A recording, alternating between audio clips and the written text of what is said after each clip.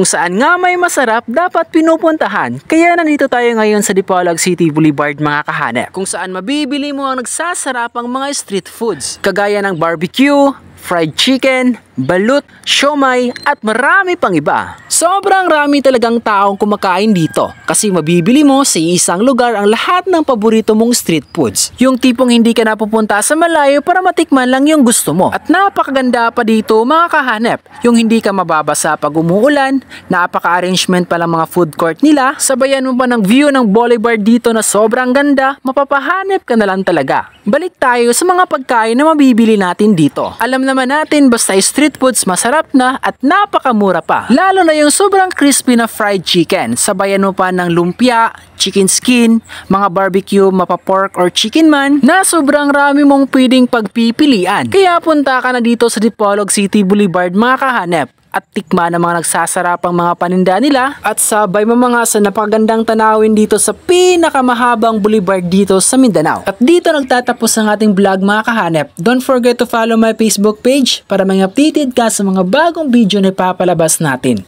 Bye-bye!